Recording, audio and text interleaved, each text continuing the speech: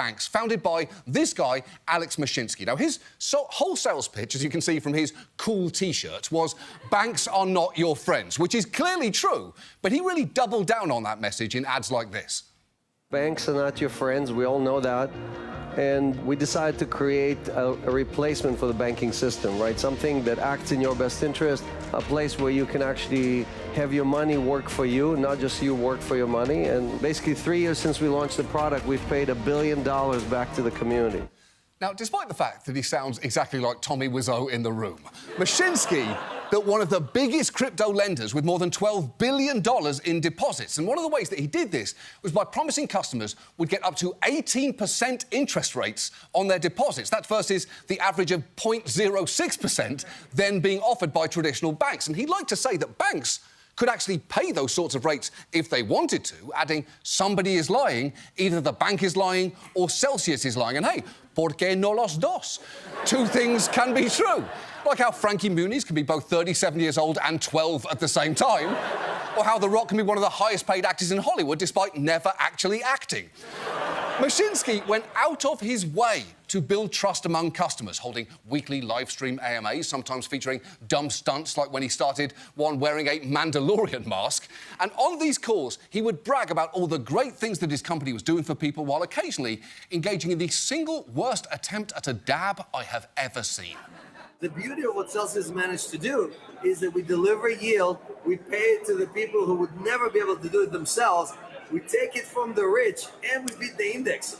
Okay, that's like going to the Olympics and getting 15 medals in 15 different fields. Okay? What the fuck was that? A heads-up dab? And to be honest, why a dab at all? It's not 2015, and you're not a guest on Ellen. Also, you're 57 years old. That demonstrates a lack of judgment, frankly terrifying in someone supposedly running a financial institution. And yet Mashinsky insisted we are probably one of the least risky businesses that regulators worldwide have ever seen, which was just flagrantly untrue.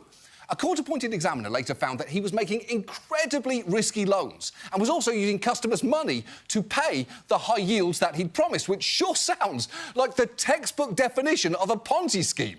Eventually, Celsius started minting its own coin to inflate its balance sheet, a coin that its own employees said was worthless and that its price should be zero.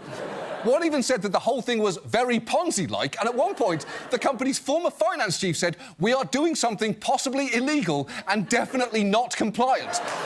And what an office that must have been to work in. Finding yourself wandering over to Cheryl's desk like, "Hey, girl, great top. Quick question. Are we, like, doing crimes?" Because I'm getting, like, major crime vibes in here. Also, have you seen our boss dab? It's very weird. And when Celsius inevitably collapsed, people got hurt, especially because, in the fine print, the company's terms of use stated that customers transferred all rights of ownership in their crypto assets by depositing them in a Celsius account, meaning that when people tried to withdraw their money, they found out it legally wasn't theirs anymore. And while Celsius and Mashinsky have not been criminally charged, tens of thousands of customers still have digital assets trapped on the platform, and Celsius has reported that it owes them $4.7 billion. All of which is enough to make you think that while banks are not your friends, this guy may actually be your enemy. So we've got bullshit money